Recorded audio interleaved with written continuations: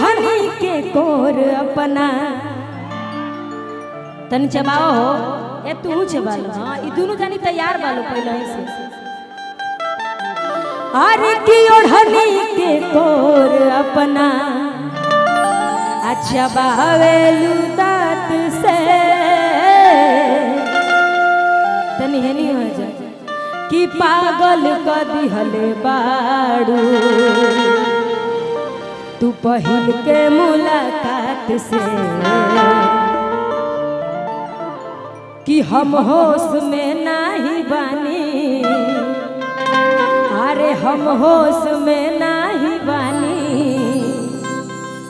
तू जहिया से तकले बाड़ू कि अखिया में कवन जादू चुरा के तू रखल बाड़ू। अखिया में कवन जादू चुरा के तू रखल बाड़ू। ओढ़नी के कोर अपना चबावेलू दांत से पागल क दिहले बाड़ू पहिल के मुलाकात से।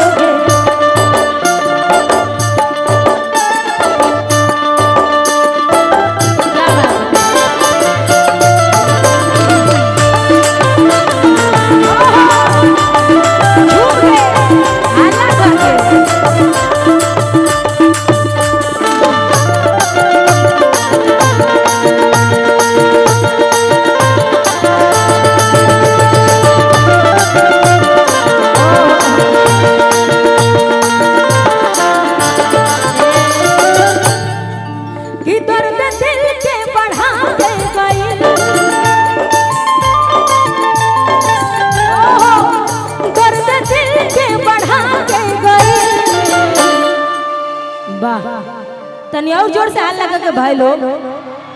हाँ कि दर्द दिल के बढ़ा के गई, दर्द दिल के बढ़ा के गई। आई नहीं तई में चार दिन थके बची आई नहीं तई में चार दिन थके बची हलवा मचा के गई।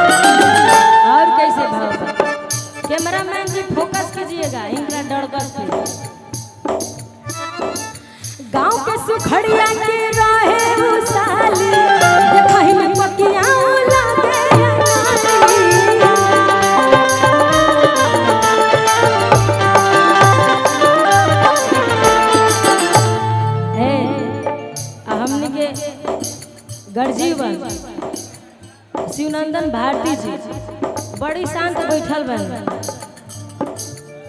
है नहीं आई तनी रुआ एक बार आ जाए रौरे गाँव ला जाए एक बार आ जाए यहाँ के पूरा दुनिया के टेंशन दूर करीला हम 1 मिनट रुक जाए हम गई रही पटना हाई कोर्ट में काम रहे इतना ज़्यादा लाइन लग रहे इतना ज़्यादा भीड़ 100 आदमी के बाद हमार लाइन रहे लेकिन नहीं कही कि हमने के जान पहचान रहे तो पहले ही यहाँ के फोन का के स्पेशल बोला लेकिन एक बार यहाँ खातिर जोरदार ताली बजा दी भारती जी खातिर गड़गड़ा के ताली बजाई कि गांव के सुखड़िया के रहे उसाली देखहि में पकिया लागे